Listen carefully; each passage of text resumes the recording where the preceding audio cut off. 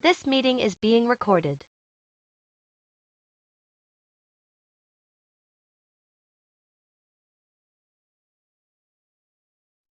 Hey, Jamie. Hey, Ed. How's it going? Hey, what's up, fellas? So it's just the three of us today, huh? Yeah, I So doubt far. that. Jim, I don't know if you just got my email or not, but I did update my LinkedIn file. Yeah, that's great. Yeah, I hadn't really thought about it for about 4 years, so that's Right. There's such great links to give for introductions.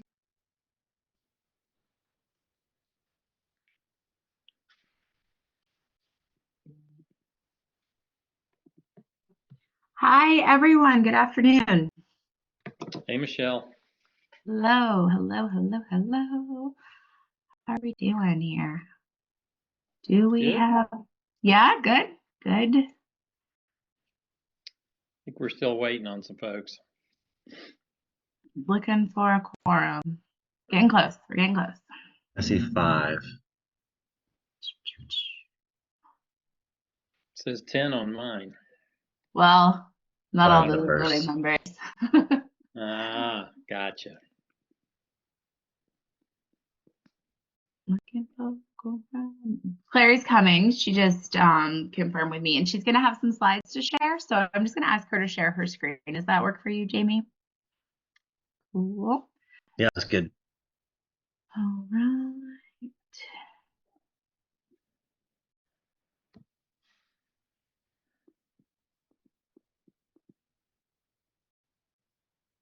Guys, I'm very sad. My peaches have bloomed, which means that when we get frost, they're going to die, and I'm not going to get any peaches again this year. I know. Bummer. I know. In a couple of years, that won't happen anymore. Oh, I don't know which Thanks, makes me Keith. more sad. Well, as we know, climate instability is different than global warming. Have to Yes. get you out there with blankets and buckets of hot water under the tree. It's a big tree. I would cover it, Maybe but you should build a greenhouse over it. maybe. I have a Japanese magnolia in my backyard, which is also blooming, and it gets maybe 1 year in 5 do we get to see this whole cycle. I have not decided to go the route of lighting propane heaters underneath it at night on cold nights. For an ornamental, we're going to go ahead and say hard pass. Yeah. All right. Well, I Go think ahead. we have a pretty strong quorum here. We Yep. have a jam-packed agenda and lots of exciting stuff. So I'm going to go through. I'm going to forego a round robin style intro today. So I see you. I appreciate you being here. I thank you. I'm going to really encourage everyone to participate actively, especially when we get to our strategic planning process. So I hope me not allowing you to speak now does not detract from that. We need your input. But right now I'm going to move pretty quickly through. I want to welcome guests we have on the call today in particular. We have Emily. I think I saw Emily on here from Bright Spaces. And we might have Ken from Bright Spaces. I don't see him yet. And they're helping to craft the Electrify Asheville Buncombe campaign. I did add you guys to the agenda, so we'll put you, we'll hear from you more during old business. Can I have a timekeeper, please? Just so we can move through this as gracefully as possible.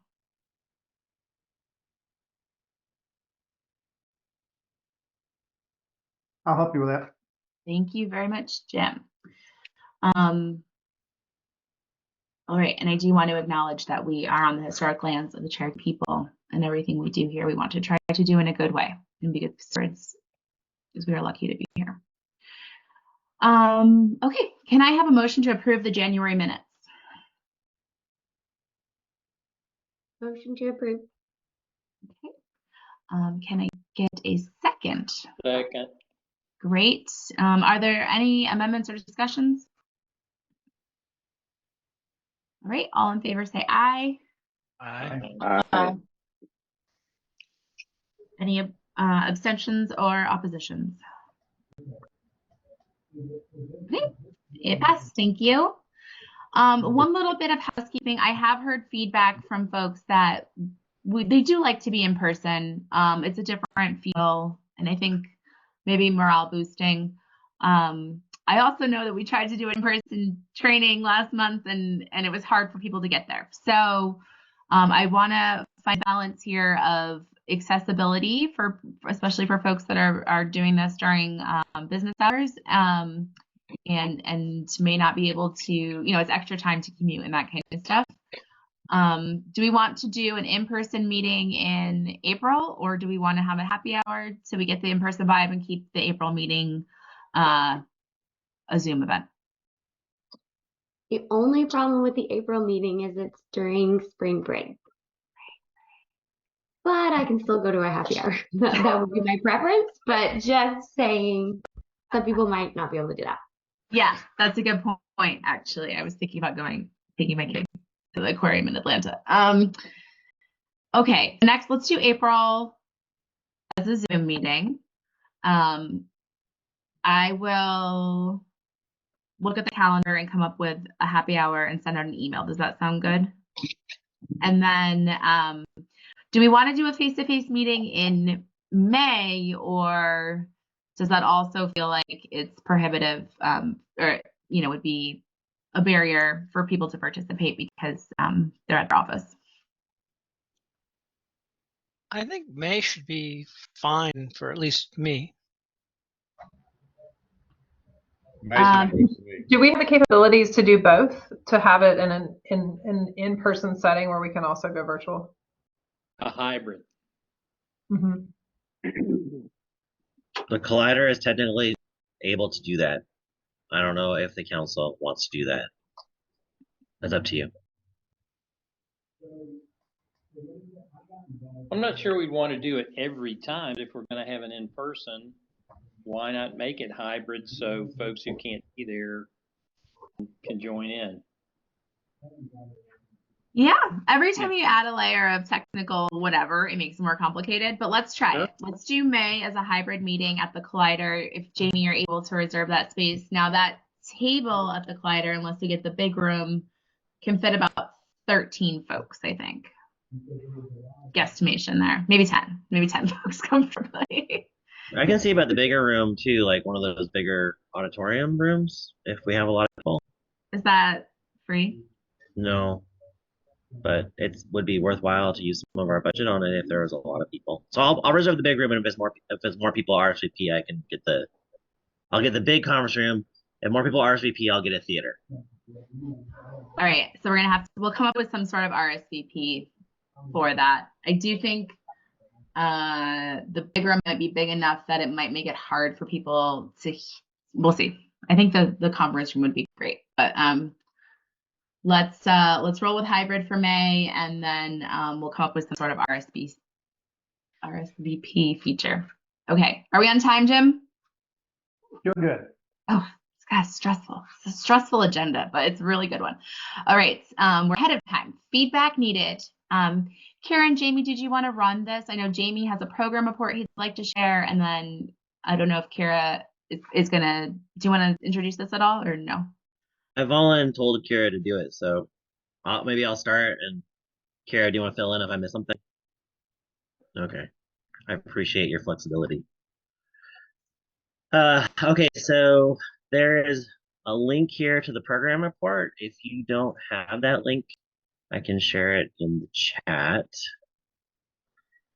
And what I did was I took our contract with the city and the county, and I gave like how much funds we've used to date, what the total funds are in the contract, and kind of what we've been doing with it, like how we've been investing it based on our conversation with y'all in previous years and with the city and the county.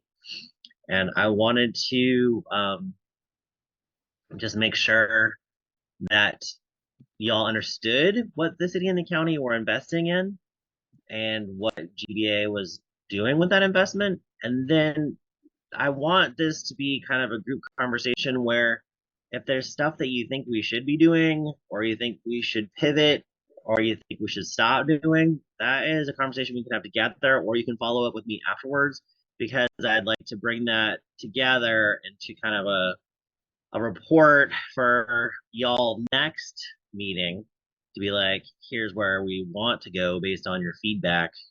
How do y'all feel about that? And that will help inform the scoping process for fiscal year 25, which starts in July.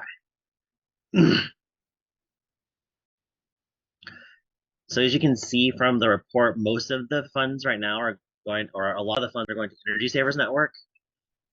Duke Energy Low Income Weatherization Program does offer, it has expanded their funding of this program through our volunteer hours, which is really exciting. That started in November. So I think that amount will probably shift a bit. But the homes that are in the electrical co-op territory probably need some support still. And we've just started conversations with Dominion about doing homes in their homes that they serve with their gas customers as well. So if they have like gas HVAC, still being able to do the air sealing work and getting reimbursed for that. Because Duke Energy only supports the electricity side, obviously. And then we're doing an internal MV report. The community engagement is the second biggest piece of the contract. And there's a whole bunch of stuff that we do on this front.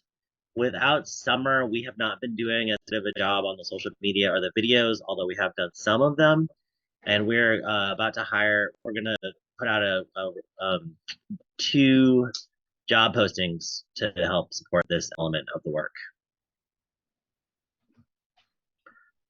Is there questions about community engagement? Sorry, I was looking at my notes and I saw lots of excitement. Yeah, Brad? Yeah, if the ESN funding is going to go away in July, Go away is a strong word. I don't know what the city and the county are actually going to do. Well, I mean, I would support greater funding for you guys and for community engagement, but is the idea to swap some of that funding into community engagement? Because $30,000, if that's what we're getting this year, you know, you can't hire anybody on that. I wonder how you're actually able to do community engagement at all with, that's half a person, right? Jim and Seth have been doing some for us, which has been really helpful. I got them our slide decks and they've been presenting at some churches, so I really appreciate that. But we make it work where we can at this moment. When we get the new person hired, I think that will help a lot. But you're right, it's not a full salary.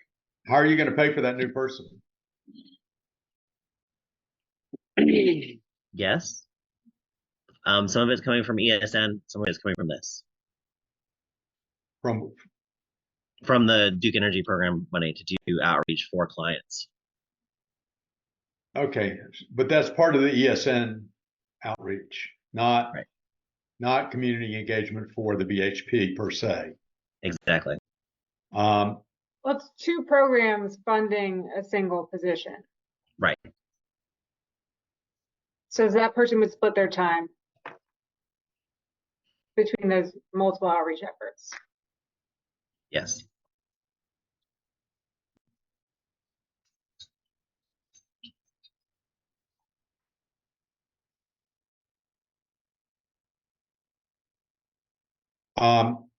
Another question is, have you approached the city and county about doing what Duke did and allowing volunteer hours to be compensated? I'm not sure that's how this scope works. It's more like for completion of specific tasks. Well, right. I mean, Duke is reimbursing you based on a volunteer performing a specific weather sealing task. Could we get the city and county to support specific community engagement tasks under the same principle? They have been open to that, yes. Okay. I also see that so this all has to be expended before the end of the fiscal year, which is the end of June. Is that right? So there's $5,000 for equity and inclusion, and I wonder if community engagement is also a piece of that. So we spent money from that pot for Aisha's time last month, and then we got Anthony Lynch on contract to kind of be like the chair of the Equity and Inclusion Task Force. So you're paying for participation for that task force, which is great. Okay. Or yeah, I just saw right zero, a goose as egg there. well. Okay. All right. Makes And sense. then we're meeting again. We're on March 29th. I was actually hoping one of them would come today. Two of them were interested, but neither could make it of the 8 folks that were there.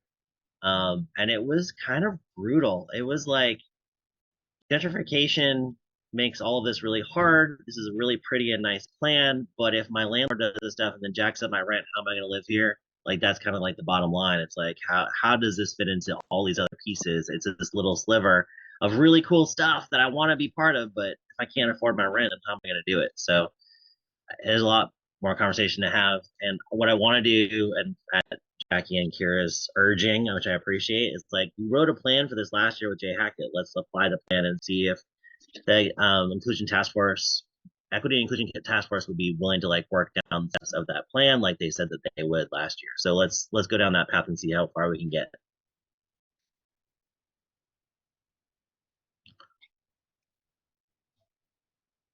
It's the Let's Go Electric people. Is that how you spell electrifair? Is there a hyphen? Because we just started planning this yesterday. So Yeah, I don't think there's a thing that exists yet. So I think if you have input on where the hyphen does or does not belong, speak now.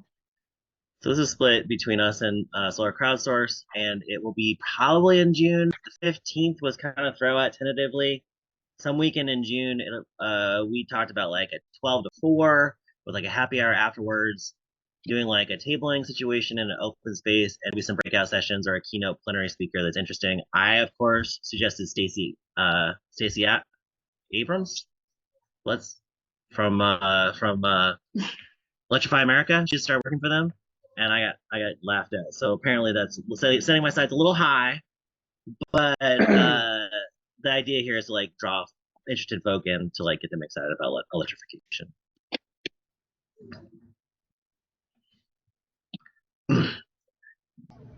Always shoot for the stars, Jamie. You know, if you don't ask, then you don't know what the answer is going to be, right? So that's ongoing. I think the total in there for that particular event is about $10,000, which I'm excited about because it gives us some resources to do some really cool stuff. So that got off the ground yesterday, and then there's admin stuff and contract reporting in here. And that comes back to Brad's thing where it's like, yeah, like it's hard to get a whole staff member in here, but we are kind of piecing it together with DSN work. So anyway, that's the overview. A little more detailed than usual. If y'all want to simmer on that and get back to me, I'll probably reach out to y'all by email to be like, hey, do you have any feedback for scoping next year? What's some stuff you want support with? How do we do the best possible program? You know, what's going to work best for you? But yeah, that's kind of the staff lowdown.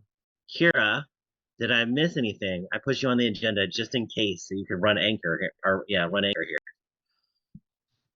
I just love to run anchor. Thanks, Jamie. No, I think you got it. I mean, I think just as a reminder, reiteration to this group that you're positioned as an expert advisory panel, right? And so identifying trends, thinking about which way the wind is blowing and how the BHPCC can best influence these admittedly limited funds, you know, drop in the bucket of the grand problem, but it's at the point where we're thinking about next year's allocation of funds at the city and the county across the contracts that we hold to do this work, then getting input from y'all and the big picture priorities helps us. I know that's part of the conversation later today too, but it helps us match the needs from the city and county with the needs of our community advisors, with the program evaluation from staff on the ground, and be able to chart the best path forward. So appreciate your help in that prioritization of kind of high level direction. Thank you. This is really wonderful. This is a level of understanding and transparency that is new, and that's fantastic. So thank you, Jamie, for putting this together, and thank you for the opportunity to have input for the next fiscal year. That's great. Okay. My pleasure. How do you want people to provide feedback? Like, how are council members gonna? If you want to add comments directly to this document, that'd be great. If you don't want to do that level of precision or detail, you can email me, or you can call me. Like, just give me a call on my cell phone. We can chat about it. So whatever's easy for you. Okay, and then folks can consider this during the strategic planning. We'll have a discussion. Yes. Absolutely. And this feedback's going to Jamie directly, is that right? Not staff. The staff don't need to be looped in directly, or Jamie's going to give this feedback to the Yeah, staff? I'll like distill it down to something and then pass it back over and to the city and the county, and we can do another feedback loop again next month when I'll come back and kind of present back what I learned from y'all. And Jamie, I saw this was a Google Doc. Will you also circulate it as a Word doc? Yes. Thank you. Does that mean Jennifer can't see it at all? Right. I will email this to you. I'm sorry. That's okay. Yeah, if you can email me the link, I look at it on a different device here. Thank you. Okay, without further ado, Clary, do you have some, do you feel, can you navigate where to share your own screen to share your slides? Share screen, or I just put it in your inbox too. Put it in my inbox? Or in the chair at Blue Horizons. Thank you for the clarification. This will be good. Let's do this. How's that? I think just put it in present. Yep, you got it. Great. All righty, Duke Energy Power Pair. Have folks heard anything about this yet? I know we have Jennifer on the call, probably has maybe a little bit of familiarity. So this has, we are still in figuring out what exactly this means. It hasn't gone live yet, so to say, but Power Pair is, we are so excited as a solar and battery installer in the region. We are so excited by this program. When net metering changes went into effect last year on the residential side, one of those negotiations was that Duke come out with a pilot program to support the adoption of batteries. So this pilot program is designed to benefit adopters of solar plus battery backup systems, and it's going to strengthen the grid as distributed renewables really do. Here's a link with a bunch more amazing information from Duke. And then I wanted to give the really obvious disclaimer. I work for Sugar Hollow Solar. I'm also a member of the BHPCC. So we are participants in this program. We're what's called a trade ally. Duke has kind of a contractor program where they vet contractors to be trade allies. There are other companies that are trade allies that serve this region. So the basics of this program, this has to be new solar systems. So folks that, new solar plus battery systems. So folks that say already have solar, they can't add battery now and participate in this program. Based on the capacity between, and they're doing this based on kilowatt capacity in both Duke Energy Progress and Duke Energy Carolinas. We estimate that something like 6,000 to 9,000 households will be able to participate in this initial pilot. And the thing that feels really, really cool is as this is being rolled out, we can feel from Duke that they really want this to be successful. So the hope is that it is really successful and then more funds get allocated, but who knows? Jennifer, please speak up at any point if you know information I don't too. So the way that this incentive or this rebate works, it is a rebate, is that it's 36 cents per watt up to a 10 kilowatt system. So maximum of $3,600 per home for the solar side. And for battery storage, it's $400 per kilowatt hour up to a 13.5 kilowatt hour battery, which means up to $5,400 per home. All totaled, that's $9,000. So up to $9,000 rebate. The way that they've designed this, I think most households will get that full $9,000. For example, our average residential solar system is 9.5 kilowatts. And then one Tesla Powerwall 3, which is the newest version of the Powerwall, is 13.5 kilowatt hours. So it does seem to be somewhat designed around that Powerwall, and thinking that most people will get the full capacity. Additionally, there's opportunities for folks who participate in this program to also participate in what's called EnergyWise battery control, which is basically where the utility has access to that battery to support and strengthen the grid a certain number of times per month, per year. I can't remember exactly what that specification is. And then anyone who participates in that also gets an additional monthly bill credit. The important dates to know basically are that this is coming up very, very fast. So May 8th, the application process goes live. They have created a 4-week window. And in that time, they must apply for the rebate as well as submit their interconnection application to Duke Energy. 4 weeks gives us till June 5th. At that point, the window closes and they're doing a random selection process. If capacity is reached, they're doing a random selection process that they'll announce on June 18th, who got the rebate and who was put on waitlist status. That said, estimates are that won't be filled in the 4-week window, and that there will be additional funds remaining, which then will be filled or given out on a rolling basis after that. But all of that is prediction based on kind of how well this message gets out there.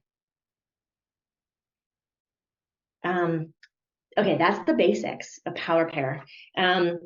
What we wanted to do with this time is, I'm happy to take any questions, and maybe we can stay kind of high level, what's applicable to this, this group in terms of educating the community about this program. And then I'm happy to follow up with anybody afterwards with deep dive questions, maybe about how this could work for you or something. And then we're hoping to have a little bit of a conversation about how do we want to support the adoption of this program, taking advantage of this incredible rebate here in Western North Carolina? Are there things that this committee wants to do to amplify the message, make sure folks are aware of the opportunity? Jamie. So, is there, when they do the rebate from Duke, is it before the install or after the install? Because I know before it was after the install. Good question. So the window is, the system can be operational up to 90 days before the May 8th opening. So as of systems getting installed now, people can apply. That said, for most people, this will be before install.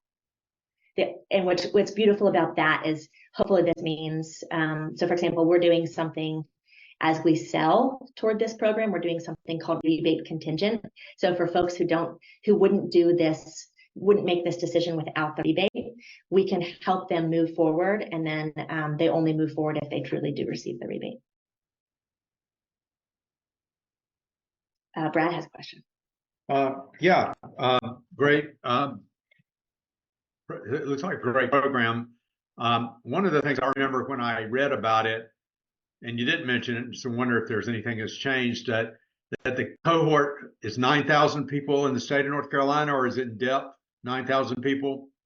So that they're going to divide that into 2 groups, one half of which is getting the utility control over the battery, and the other half is not getting utility control, but they would be on net metering. I mean, on time of use rates, so that the time of use rates would incentivize them to control the battery themselves. Could you comment on that? Yeah, so it's 30,000 kilowatt hour capacity, I think, for Duke Energy Carolinas, and another 30,000 for Duke Energy Progress. So the estimate there is that 6,000 to 9,000 customers total that will get to take advantage of this program. There are those different cohort options.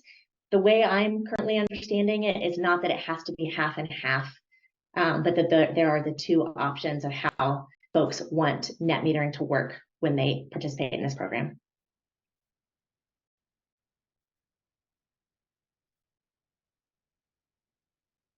All right, Jim.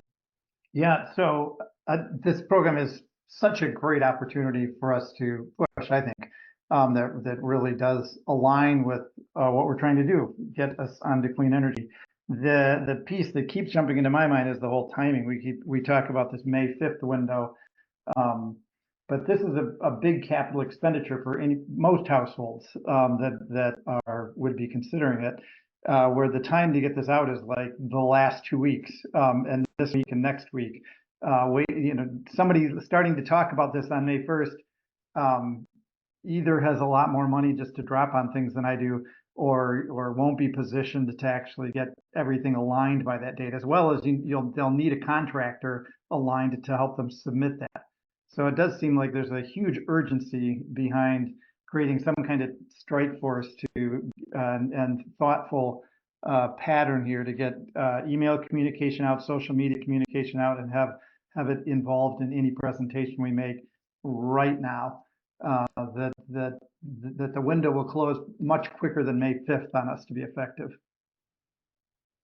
I agree. And, again, yeah, we don't think it's going to fail, so we think there will be more opportunities. So there's value in creating education and supporting anybody who can get in this first batch to do that. And then we hope that there will be opportunity for those that weren't ready yet, but you're spot on. Time is of the essence. You're also spot on that folks do need to be working with a contractor. So that interconnection application requires things that individuals wouldn't be able to do. So yeah, that is true.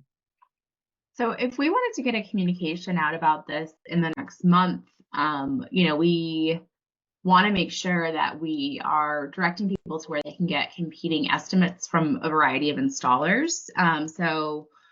I wonder what the best way, like, what do we need to do? You've given us the basis of the information, which is great. I appreciate that. But like, to get a communication from, to our list and on our social media, where would we direct people? We kind of need a clearinghouse of some sort, right? We can connect people to that contractor page at Duke so that they can request a certified trade ally that can help them get the rebate. And I think the way that works is basically, they'll see the list of who's available and be able to call. That was part of my question to Michelle, just as a comms person. Like, what is there a press release going out? Is there a concerted effort in the next week or two that has a live link beyond the Duke link? Like, one marketing material that we could really capitalize on, that the whole solar community is behind, that's really nice designed and easy to understand and really hits those target audiences. So if you know of like the one source that we should be pointing people to, it would be better for it not actually to be the Duke site, because it's, it's not as easy and user friendly. Like, it would be great to point people there. But like, I think I was mentioning on the last call, sometimes organizations have even done like TikTok videos to explain why this is important and what it means. And that's drawn a lot of eyeballs from new customers. That is just like a short educational piece about why this is important and why should it matter to, a person that can afford this. This is not going to be your everyday person, right? So we should be mindful of that, and how maybe even some targeted media, digital buys on different social platforms. But if it seems like there would be all the solar companies getting together to kind of talk about what the biggest bang for the buck, and whatever y'all decide, we should amplify, because you've got kind of one moment really. We can keep talking about this, but I think Jim's right. In the next couple of weeks, let's amplify whatever you think is best. And just a point of order, we're about 4 minutes past the time for this, but seems to me to be a really valuable conversation. But Michelle, you're the chair. Thanks. Oh. Claire, do you want to respond to that? Do you have an idea? Do you want to respond to that? And then I just want to bring us to like next steps and what we can do and what our role is. So maybe there's a few of us that want to jump into a next conversation. Maybe it's the community engagement team or some bundle of. But one thing that comes to mind is, so there are 3 of us in this region who are trade allies. What if we each sponsor or some way to support this committee in getting this word out there, we can each put some money in that can turn into a community campaign of sorts. And we can be the stars and a little bit of video work, and certainly, you know, my team has been diving into all this, so we have content to share quite easily in order to put together a press release, landing page, whatever it may be.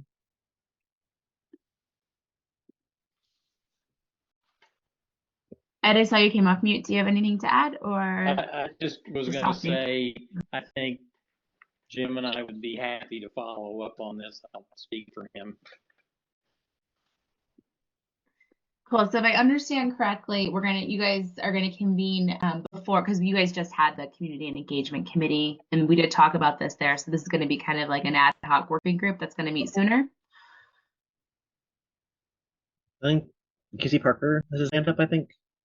Oh, I didn't see Casey Bates. Yeah, sorry, can you hear me? Mm-hmm. I just wanted to, at the risk of making someone repeat themselves, with the commentary around the cost here and the expense, I guess I just wanted to recap what exactly is the upfront cost for adding storage to an existing solar system. I mean, last time I checked, it is in the kind of 9 to 12 grand range. And so if you're, I guess, in a scenario where you're financing that and getting a rebate and the tax rebate, I'm just trying to understand kind of what category of people, what pool of people we're actually talking about. Yeah, you're right. This is still not a low income program. Batteries add a lot of cost. That 13.5 kilowatt battery that they're talking about is more in the mid-teens. So that plus maybe let's say $26,000 solar system, you get $9,000 back. And then there's a 30% tax credit as well. So we're still talking about a total of probably, what is that, 15, 20, something like that. It is still a significant decision and very much like a middle income and above thing, I would say. Okay, so I'm sorry, Brad, we need to move on from this agenda item, but I think in terms of next steps, Clary is going to convene a working group. And then I think we should just, is it okay if we just, and anybody is able to chime in here and say, no, this isn't appropriate or this is appropriate. Can we just say we'll put this in our next newsletter? So we're just announcing that it's out there. I think sharing information is one of the basic roles of the BHP. And if we can get together a more collaborative communication campaign working with the solar installer is great, but at the bare minimum, I think, you know, this should be an item in on our newsletter. Does anybody think that's a bad idea?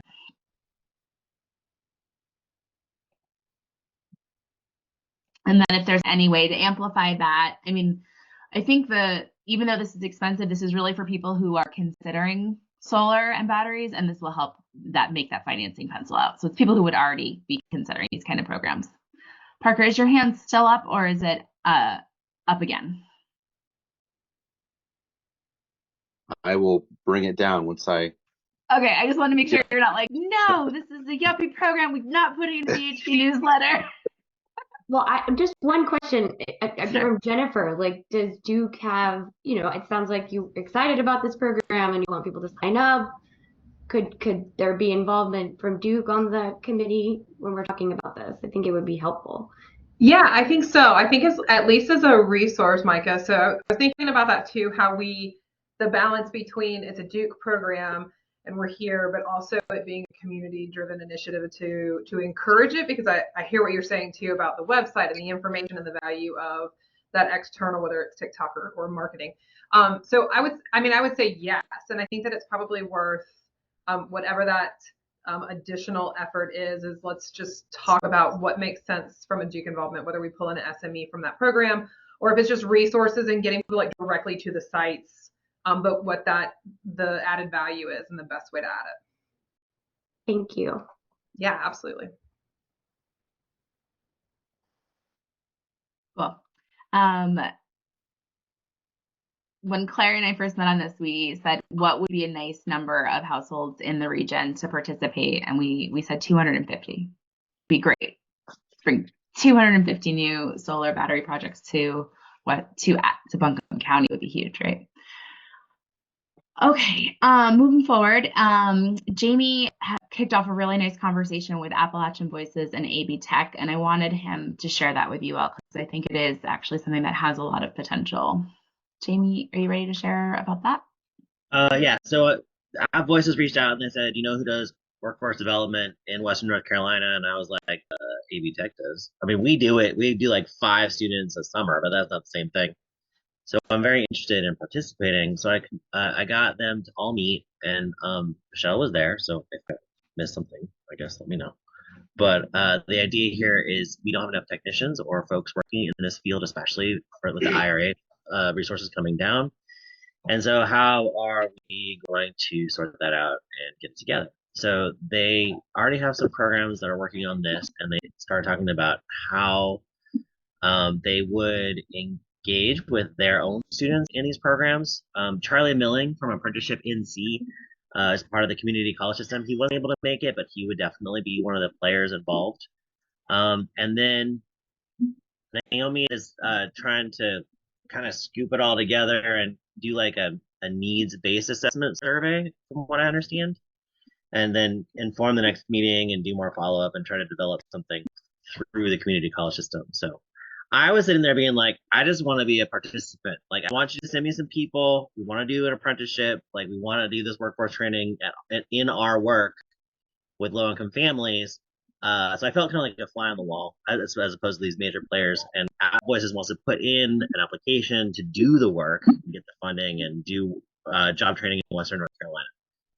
Did I get it, Michelle? What is it called? What's the training we decided we're going to do? It was a wide-ranging meeting. But there were 2 pretty specific outcomes. One was that Jamie or a designee would be invited to do a guest lecture or participate in a lecture where he could explain, or someone could explain, what incentives are out there right now for high efficiency heat pumps and energy efficiency upgrades, which is, if you talk to installers, they are not actually sharing that information with customers very readily. So having that be something that's more fluid on the tip of the tongue, of people coming out of school with some sort of building science certificate or something would be really helpful. So that's something that's actionable now. It doesn't require funding. But Jamie, remind me, what certificate do you carry in your wallet that's about to expire that we said we could maybe have AB Tech actually offer? It's a very handsome picture. You don't remember me holding it up? What is it called? It's the Building Performance Institute or HERS Raters for ResNet. When we have HERS Raters in town, Amy Musser has kind of a corner on the market. She's got 3 or 4 on staff. But getting more HERS Raters, we're going to need that for the IRA rollout. And then we're going to need some more BPI folks to do retrofits. So I guess right now that certification is not offered at AB Tech. So them having that as an actual offering would be massive. It'd be pretty cool. I'm really happy that this got kicked off by App Voices, which is like an advocacy organization, and Jamie bringing the right people to the table at AB Tech. I wonder who should be at that table that isn't. Definitely Charlie Milling. We need to get him in the next one. But who else? Sorry. I'm especially looking at the county to see if there's someone from the county that should be part of those conversations.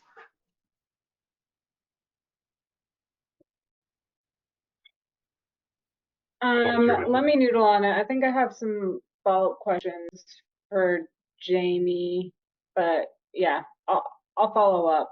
I just want to think about it a little bit more. I appreciate that. And then maybe Mountain BizWorks.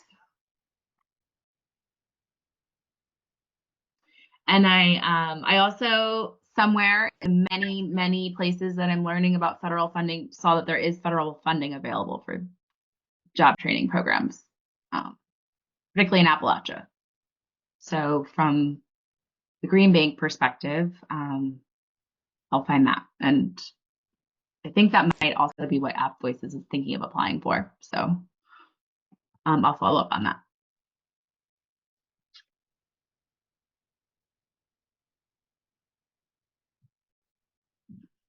We are 10 minutes over time.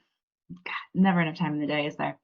Does anybody have any questions about that? Does that sound super exciting to anybody who was like, I want to help with that specific thing? I'd like to help. Yes. I know at the county, we're very much interested in helping fund any ideas that AB Tech has specifically around increasing enrollment in electricians programs and those sort of trades that are related to the energy transition. So to the extent you guys are already working on that, sign me up to participate. Wonderful. Parker, that's fantastic. I'm excited about that. Okay, well, we're gonna Keith.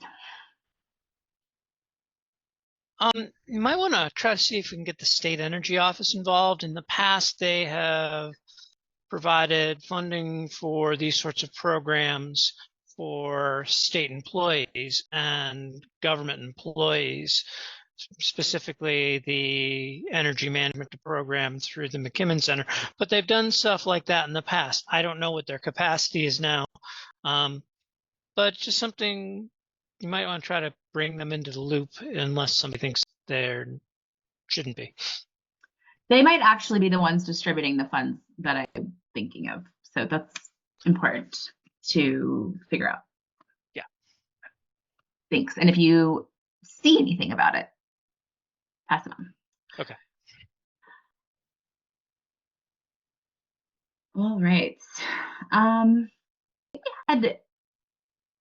We had a really nice presentation on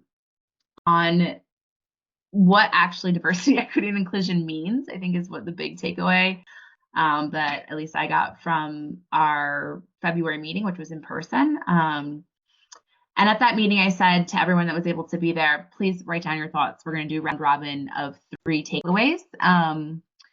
I'll model that for you. One of the takeaways for me is really that the culture of an organization has to be a place where people can feel heard and participate. And it has to be reflective of their kind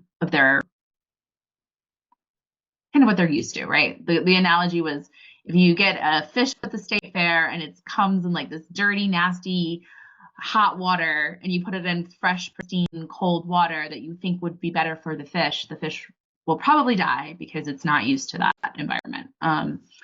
So that was one big takeaway for me. Another was really capitalizing on popular touchstones to communicate with people. So like when we have a touchstone like higher power rates or, maybe even things that are just culturally funny, we should be capitalizing on those. So that was only 2 takeaways, but I'm going to pass the mic because I don't know what my third is.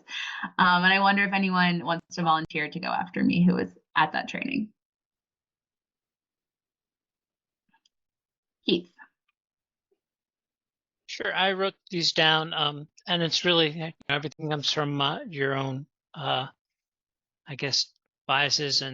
But one of the things that I really took from it is that when we're talking to people, they're going to be on this huge spectrum of knowledge about what you're talking to. Even if they're interested in talking to you, they're going to be somewhere in between, novice, not knowing anything, up through to student, to loyalist, to an advocate, and then a board member.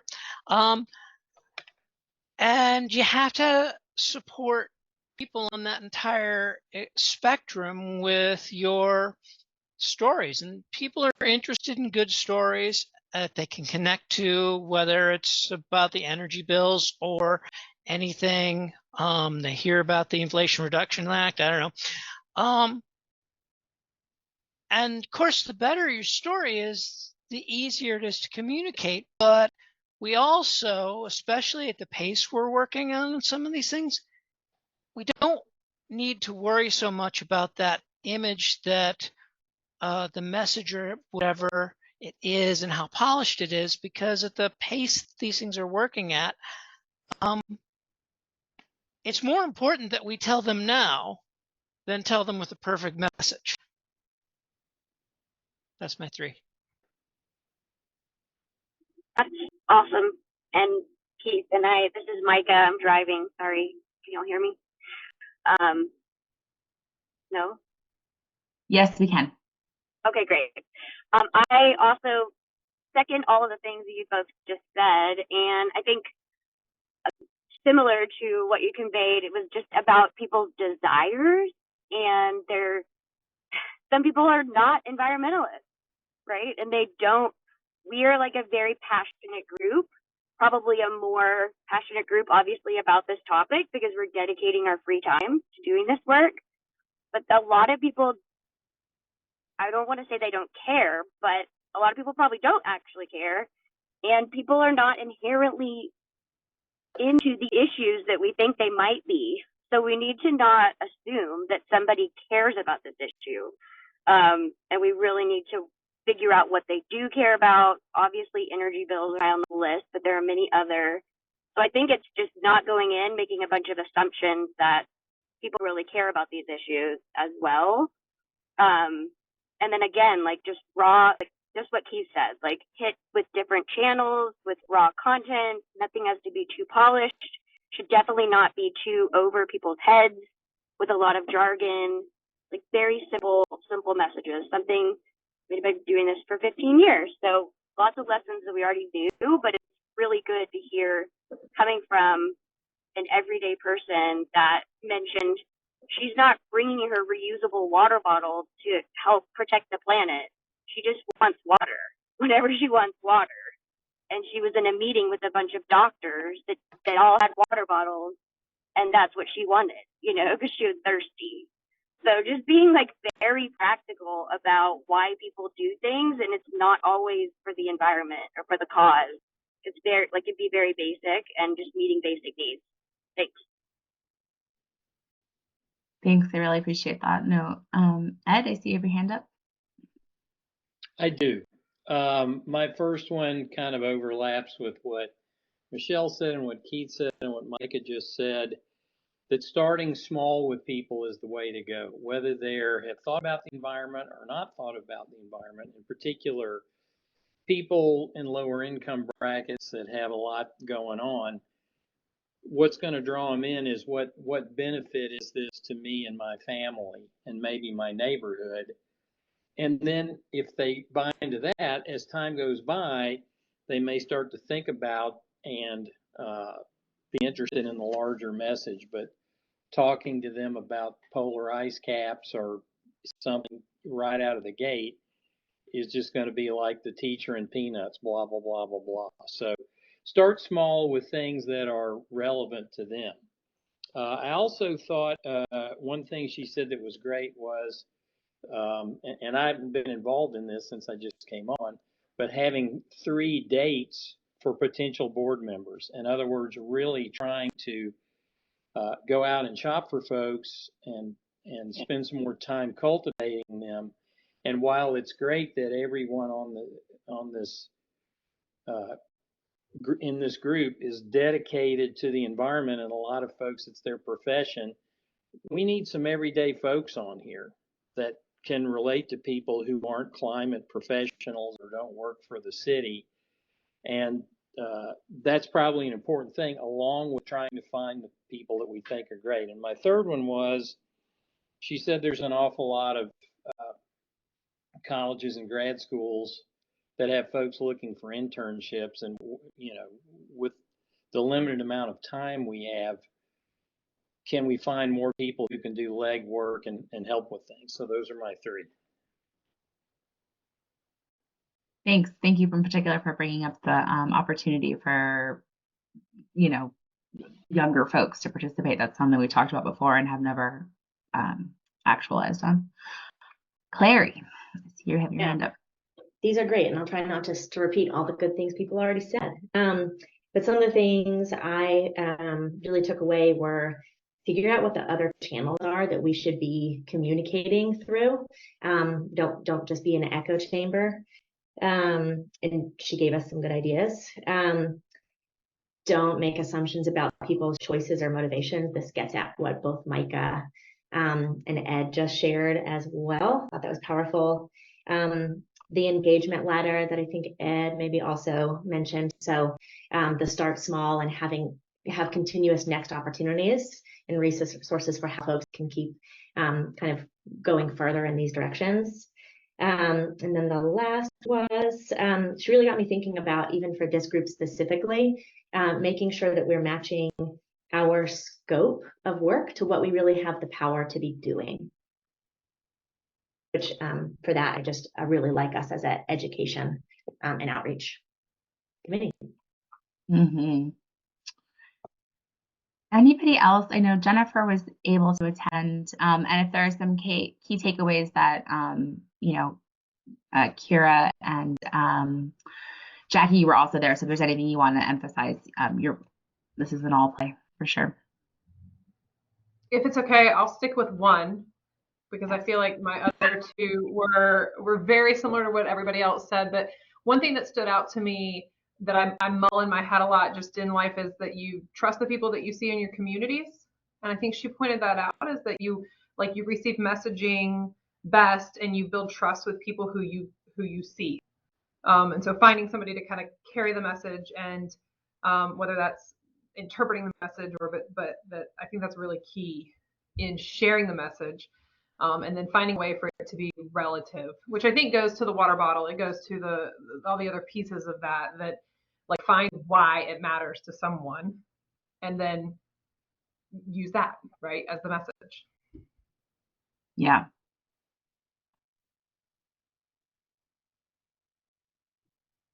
I can speak up. You all already said lots of great things, so I don't need to reiterate. One key takeaway for me was to pay attention to if there's going to be Jimmy John's in that conference room like earlier in the day, because there was a lot of peppers and onion subs smells in the room. So I appreciate everybody's patience with that. But I really loved the focus on communications that she talked about, like lean in on your key messages, really think thoughtfully about what communications are to make things approachable, and to impact multiple audiences. Because I think the meeting people where they're at across the whole spectrum is a really important part of the work that we're doing. And then the engagement ladder, the iterations of impact, is like, what are ways that we can talk to people and continue to engage people over time with new opportunities.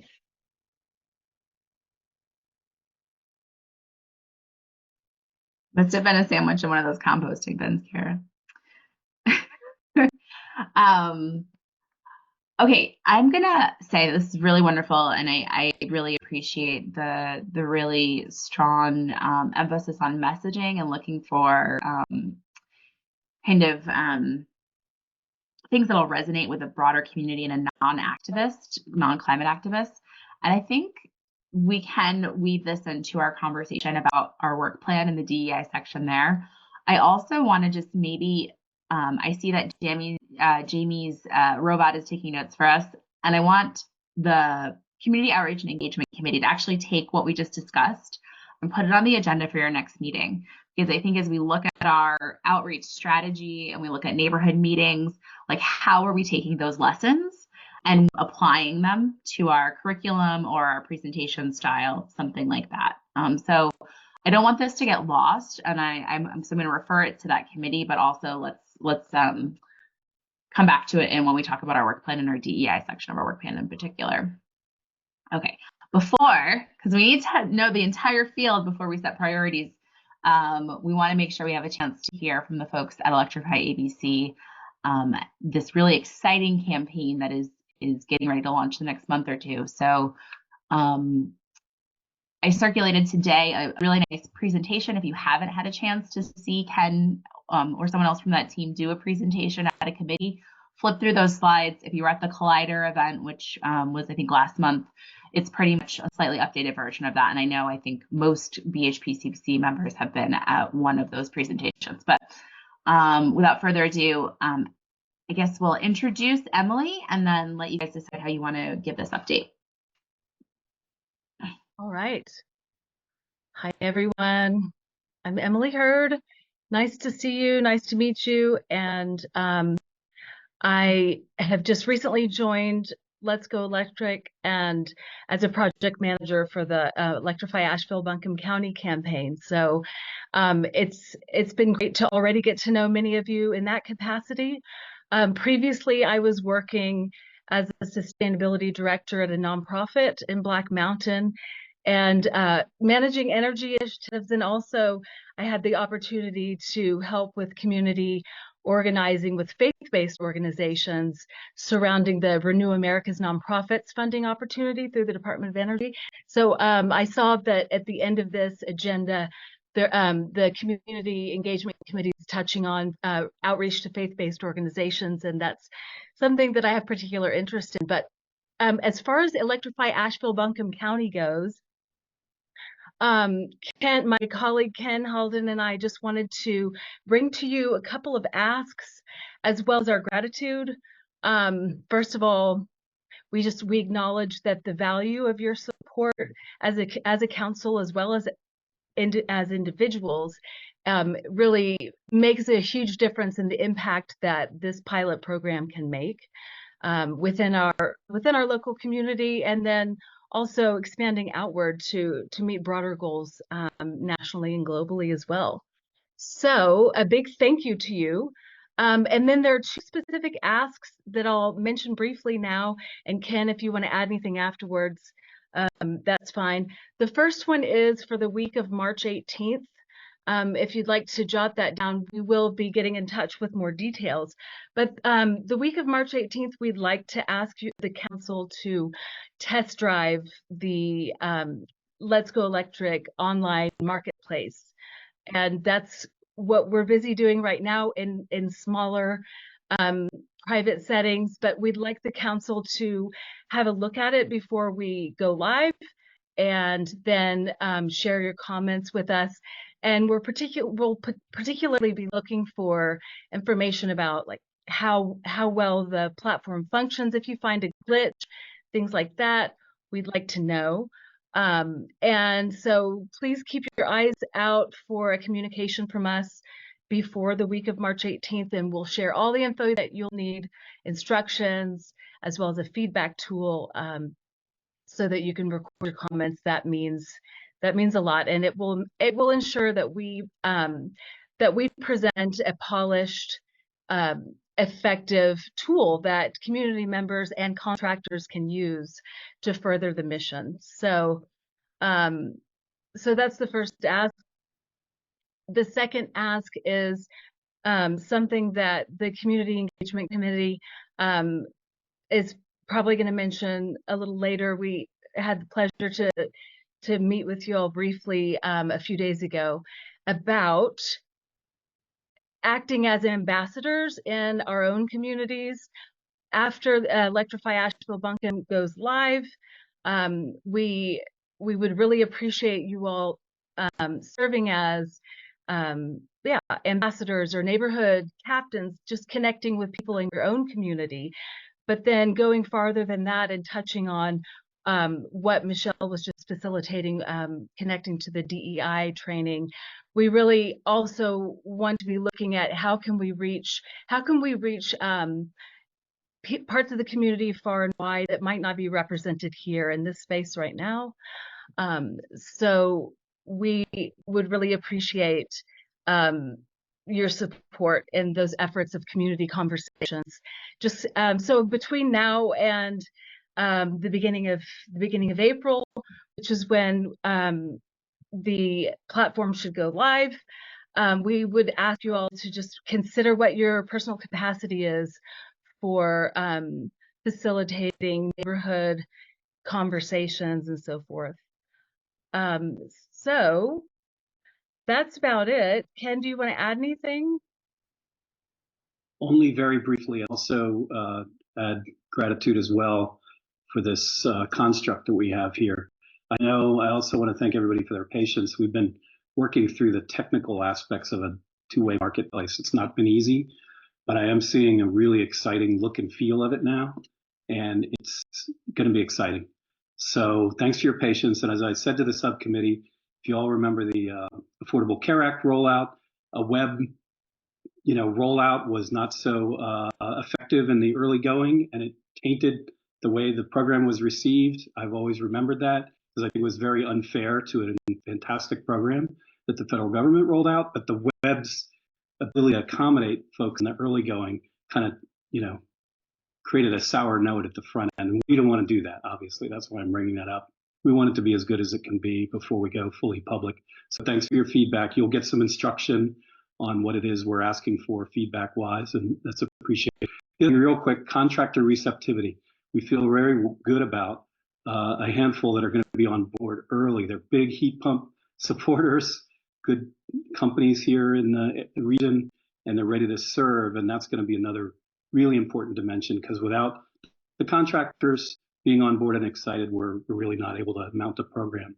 We have a great association meeting set for tomorrow night with them to do another round of previewing what it is we're working on and to recruit even more contractors. So that side of the coin is going very well.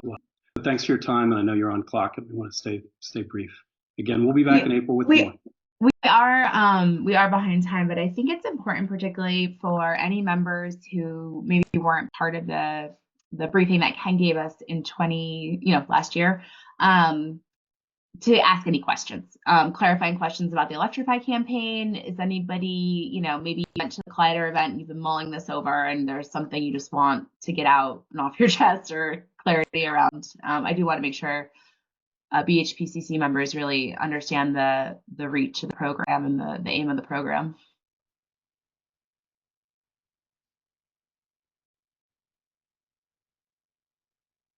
They get it, is what I'm hearing. Okay, wonderful. Thank you guys for being here. And we're going to move forward into our next conversation about how we're going to tackle all this great work in the next year or so. And if you guys want to stay and answer questions or chime in there, you're welcome to. But also, if you have to jet, that's totally fine. So I want to go through the way I've tried to kind of process and prioritize what we went through in the January meeting of goal setting for this year. If you look at the agenda, it's color coded, and the color coding I used, and I also noted, which got how many votes. So like the thing that got the most votes, which is really tangible and specific, which I love, is narrow the strategic plan to a 2-pager that we can use in presentations. And everybody, well, the most people of all of the things here agreed that is something we should do. And I like it because we can put a date on that and we can deliver it. We need to decide who's going to do it, and then that will be something we can check off for the year. Some of these other things are a little less specific and tangible, and some I felt were maybe goals, but they weren't what I'm calling programmatic level goals. They were things that maybe we need to weave into all of our programs, and so like creating measurable standards, clarification on how we can support the work of the BHP, identifying sustainable funding for the BHP. This might be something that fits in with our other specific program goals. So, if we want to develop a blueprint for business engagement, that's also a place where we can make sure we're being equitable and including diverse voices. That's also a place where we could identify sustainable funding for BHP staff. That's a place we want to be clear on how people can support the work of the BHP. We want measurable standards within that. So these things that are in blue or purple are things that I thought were kind of like bigger objectives or overarching principles to how we do the work, including, making sure that in each one of these buckets, we're always growing our database and growing our list of contacts, because that reach is really our ability to be successful in any one of these objectives. If you can't communicate any of these because you don't have people to communicate them to in your database, you're going to be less successful. So that's kind of the thinking here. I'm trying to understand. I don't remember why I did orange. But anyway, there's orange.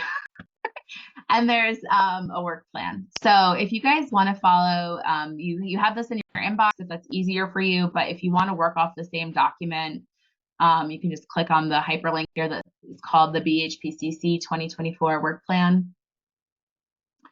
Now, the truth is, this is too many things. This is a lot of stuff to do in 1 year. So what my goal is to actually go through these and decide when we're going to do these, how we know we're going to be successful and they can come off this list.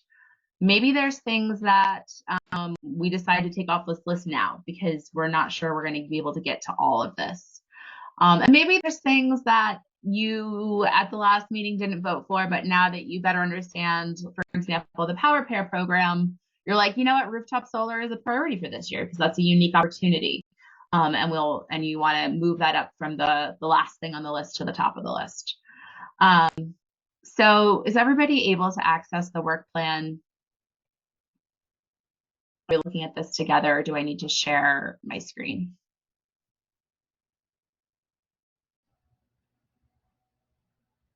If you'd like me to share my screen, just give a wave or something. I'll share my screen. Okay. Michelle, if you're going to work off of the online version, will you share your screen? I have like a static version that was emailed.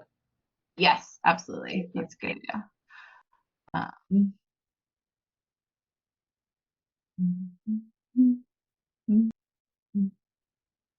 Why is it not one of the options? Am I sharing the right thing? Can you see the work plan, or can you see my email? Okay, great. Wonderful. You shared your whole screen, not just the document.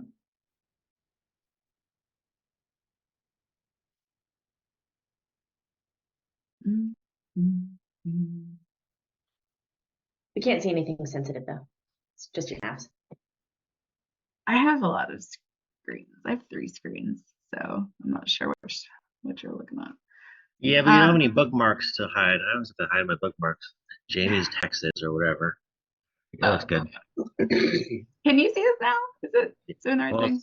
It's small now. All right. Great. Really good. Should have practiced this one in advance. Big screen. Yeah. Okay, great. Okay, so I had one question when I was making this list that maybe you can clarify for me. Make Buncombe County a virtual power plant for Duke. This seems like a big goal. Is this something that we can accomplish in 2024?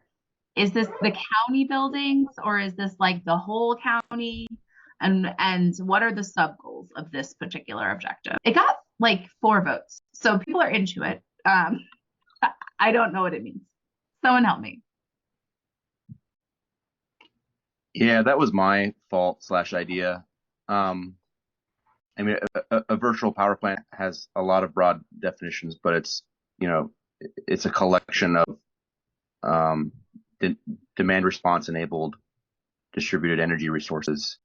Yes, I do know that. So yeah, so the goal of me saying that out loud was to work towards a world where it is Buncombe County that is the first place that such a program exists within Duke Energy's territory. That's assuming I'm right in the fact that it doesn't exist anywhere to date. That's the goal. Could it be done in 12 months? I probably not. Okay. So is better deployment of distributed resources and battery storage feeding this long-term goal? Yes. Great. So we're going to take this off the work plan, this big bucket thing for 2024, if that's okay, Parker. Even though it got 3 votes, and we're going to maybe put it, maybe what I also realized is this is not, and you were not here when we drafted it, but the strategic plan is a living, breathing document. And maybe this needs to be something that we better articulate in our strategic plan. So if possible, I'm going to kick this over to the initiatives committee to propose an amendment to the strategic plan that includes this. Does that sound good? That sounds right. Okay. So initiatives committee, did you hear that assignment? Yes. Okay, thank you.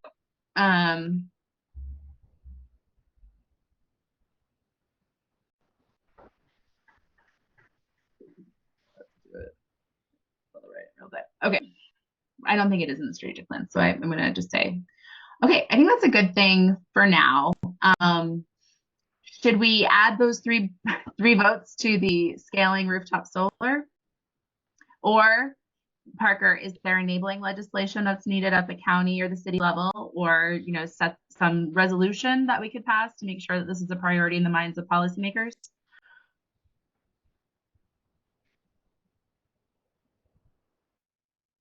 I mean, I think between the two, I think your first option would be the most analogous or applicable for the, at least for my vote. I'll speak for myself. Okay.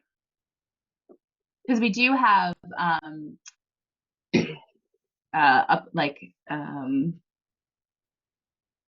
review and find improvements to current local government green building incentives, which could also, I could see that feeding this as well. So, okay, so I'm just going to also mention the other objectives here. I think that one could also tie into like the electrification one also. Yeah. Okay. Yep. All of that.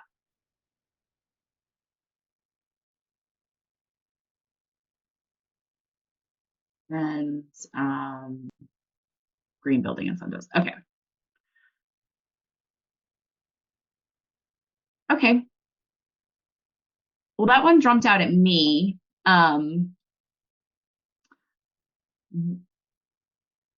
talking quite a bit. What jumped out to you?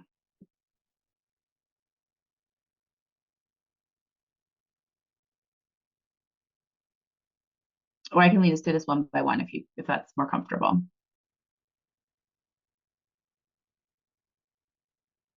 Okay, we'll go one by one.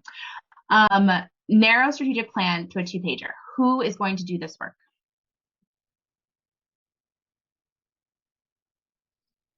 We need Dave Gordon back. No. He was so good. We can pare that down quite a bit from Dave's initial work. I don't know if he's a 2-pager kind of guy. That's a good point. That's a good point. I'm confident he could do it, but I'm not confident that we can pay for him. I think he works for the DOE now. He's busy. All right. Yeah. So is this something that staff should do? Is this something a committee should do? Those are basically our options, guys. Yeah. I mean, I could do this as a comms person. This is Micah.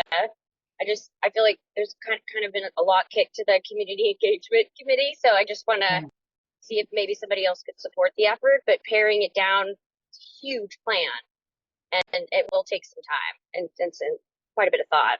And I'm happy to do it pro bono, but support would be helpful. Yeah. All right. Someone to raise their hand to support that. I'm deeply interested. I know that the city and the county is not as interested in the 100% plan. So why don't you put me on there and we'll sort it out. That's right. So I think Mike and Jamie will work together on that and bring a proposal, bring it to review at the Community Engagement Committee. What resources are needed to do this is the next bucket. Little time. You gotta use some time. And then we'll give you what? Let's say sometime in Q2, you'll bring a draft to the Community Engagement Committee. That sounds good. And I'd love to have access to Canva or whatever you're using, Jamie, but we can talk about it. Okay. Q2 of a calendar year. So March to June. Yeah. See. Yes. Okay. We need Canva. Make it look pretty. Jamie, do you have Canva? Yep. Cool. Love it. Okay. Next one, review and find improvements to local government green building incentives. Okay. Whew. Convene policy task force. Guys, I have failed at this. I'm not a good candidate to do this anymore because I have a full-time job now and I'm already the chair. Bridget and Danny were talking about this on the phone and I understood half of what was going on as a participant. Is Bridget on the call? I can't see all the participants.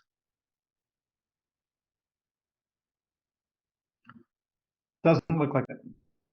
Sure, I would be interested in where their conversation continues, but they were a staff working on this particular piece.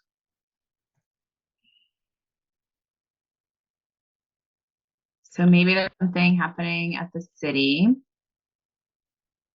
I think we need to recruit a chair for the policy committee.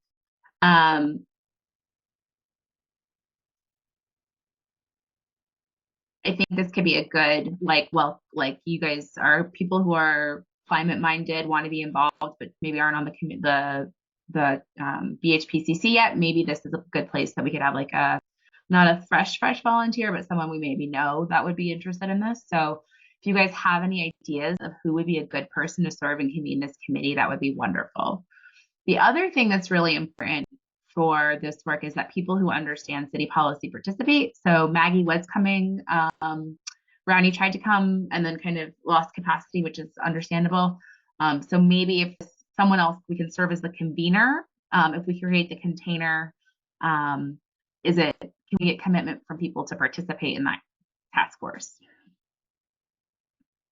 who are in county government, meaning Parker? And maybe I mean, I could come to some of the meetings. I mean, I do think maybe a lot more work is happening, definitely at the county level than folks are aware of. And so maybe it's just like raising awareness that some of this work is happening. I know like our planning department's doing a lot to like implement the comprehensive plan. So there's more happening. Do you think having a presentation on this and a BHPCC meeting would be good? I don't want to commit anyone. It wouldn't come from me, so I'm hesitant to commit somebody else's time to that, but maybe. Reading in from the chat, Bridget says, I am here but can't unmute. The city is reviewing a residential rebate program. The county doesn't have a residential rebate program. For what? Okay. For probably green building incentives is the concept, big picture. Okay. Is it too late to property taxes or sorry? No, it's a good question. Residential construction. No rebates on building inspection fees. Not taxes, but rebates for fees. I see. Okay.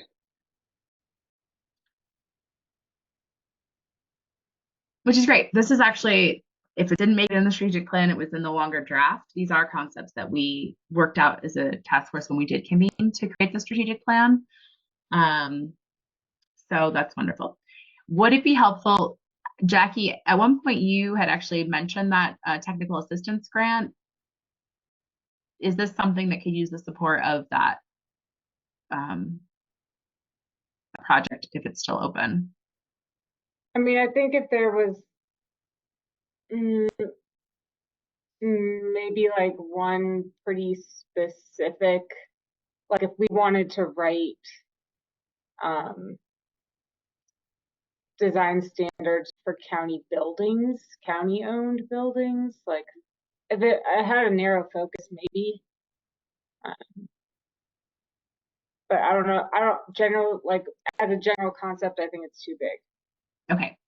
And then we, in our DEI conversation, we're talking about engagement points for college and maybe grad students. You know, Lenore Ryan students are usually in a graduate program there for sustainability. Is this a place that could use the support of some student research or interns? I don't know.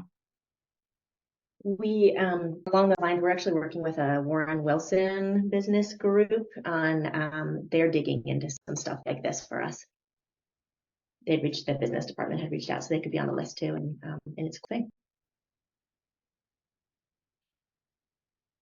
Okay, so our next steps is to convene and recruit a chair, and then maybe some of these pieces could come together in that chair, that working group. And if someone wants to make a presentation, not to the BHPCC, but could just attend a meeting and fill in that group in and what's already happening, that might be helpful. Does that sound good for this particular item?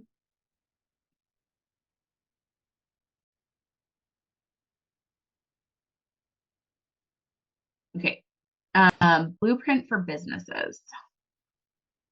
So understand and communicate IRA and Duke incentives is one of those bigger bucket things that I put maybe multiple times in here because I think there's many places where that is applicable. Probably also in green building incentives, but So I just wanted to highlight that was its own goal, and I put that here because it seemed relevant. I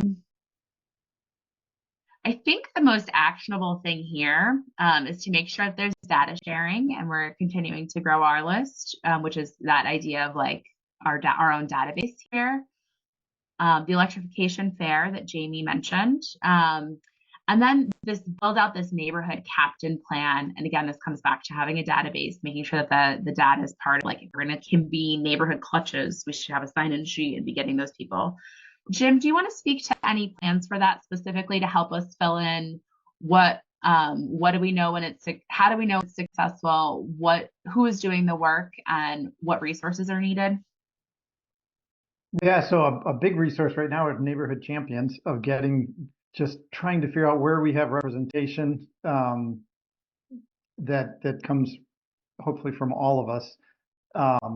I have been kind of thinking through it from a pilot perspective in the neighborhood where I live. That we just held a environmental group meeting for the first time last night, and I pitched this idea of trying to get some contractors and speak to the neighborhood and get people in the neighborhood, trying to draw people into our clubhouse for a discussion on heat pumps and electrifying our house.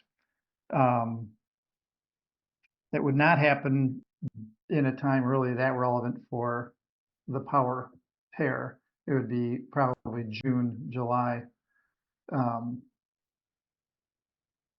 just from my own schedule. Okay. And right now, I think 5 people have put their names into the spreadsheet for neighborhood champions. I'll throw that in the chat if anybody wants to go in there, and I very much appreciate that, Keith, Michelle, and others. And I hope, like, we really just want people that will be the champion, where we can walk alongside you. It's not dumping a whole neighborhood. It's not dumping a whole responsibility on you, as much as understanding where we have people that live there, that are residents, in that messaging from the DEI program of the familiar face that walks in your neighborhood is a much better communicator and a much better messenger than all of the outside experts you bring in. I think that we need to recruit, I really appreciate all the work that this committee is doing. And some of us will be neighborhood champions, and some of us are different. We're technical expertise, we're politicians, we work in the fields. I think what we need to think about is the neighborhood champions as an entry point, and that feeds into our DEI goals, right? And like, this is the opportunity for the folks that are out there and passionate about climate and are already on the DHP newsletter, to become neighborhood champions. So what I would like to see, and I think is probably a good next step, is a call for neighborhood captains, or maybe an event where we're training neighborhood captains. Maybe let's start with a list before we plan an event, but can we put this in our next newsletter as well? And I'll say that there is like support in the contract for this type of work. There's money for community presentations. There's money to support staff doing that work. Yeah. I think it is a yes, and it would be nice to have a thing that regular folks can do. Jennifer, I saw your hand was up. Yeah, and it just spurred something. And Jim, you mentioned having something like at your clubhouse, and talking about neighborhood champions without going to the weeds. Are we utilizing like management companies as well? Has there been? And I don't want to go to that. I know that's kind of an initiatives route, but is that something that we would put on the table for particularly that initiative? Utilizing management companies in terms of trying to reach out to the companies that manage HOA and have them communicate into the HOAs. Mm-hmm. I have not thought of going that route. It'd be interesting to test it to see how a pitch would go there. If I didn't say it now, Jim, I would have forgotten it. Sorry, I don't want to realize that. I just, maybe that fits and is a consolidated. the robot's still taking notes, and I think that's a really good one to make sure that, because Jackie's point, like this is an initiative that's actually like pretty well funded by the county, both from Bright Spaces and BHP. So they should definitely be making sure that they're getting in front of HOAs with this campaign. So flagging that wonderful idea.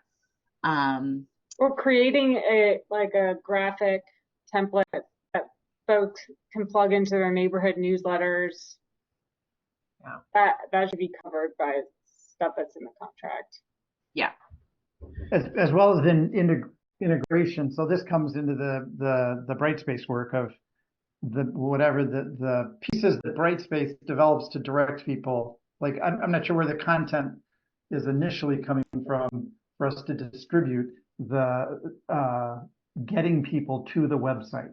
We're going to have a website up, and we're the resources, the marketing pieces that are behind getting people to that website that we can then work to get into our neighborhoods. Jim, Ken here. We have a lot of original content that's been developed and will continue to be developed. And then we have community specific content for here. And writ large, we've got an arrangement with Rewiring America to share we've got some permissions to share with them some of their great content.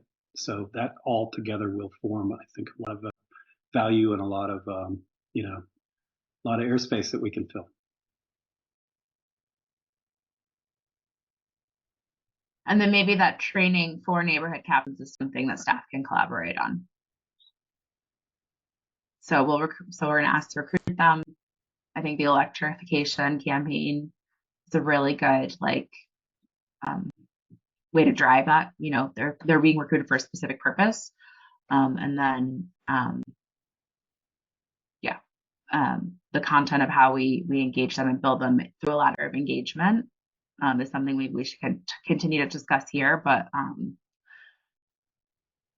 some sort of training for those volunteers would be helpful. Okay, we've already talked about, and I understand we're at time. I want to at least leave this in a place where it doesn't feel like we're just all jumping off. So a strategy for tackling, we've already done the next one, the DEI action plan.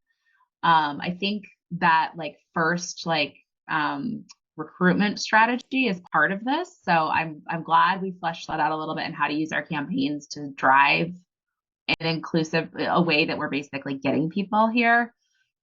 Jamie did share what happened with the equity task force and the pushback we got about homeownership and affordability of housing. I think is really important. I wonder if the workforce development piece can continue to evolve in a way that finds a role for people who aren't homeowners, but also our work is engaging community members in different places in this economy, right?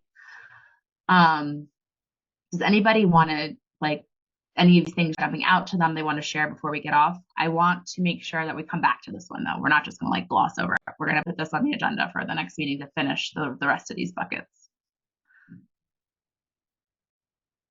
But particularly because DEI is something we kind of did a round robin on. I want to make sure we capture anything that anyone wants to put in here now.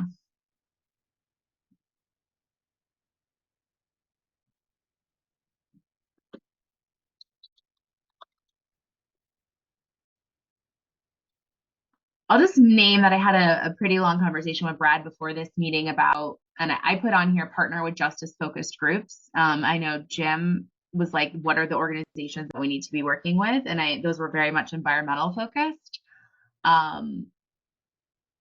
We can't be all things to every issue in Asheville, but we can form partnerships. And so Community Action Opportunities is actually written, it's its own initiative in the strategic plan. So that's a relationship that is important for this work. And I wonder, I want to come back to how we're actually cultivating that relationship. And then I also wonder about what other justice focused groups we could be working with and co-branding with, so we're not leaving. And I know, Ed had introduced Vicky to the conversation around transit, right? There's places where, yeah, not everyone can go solar, but maybe everyone can ride the bus, or maybe there's people that are already riding the bus that aren't part of our work, that kind of thing. So where are intersectional points? might be just something to keep in mind for that conversation.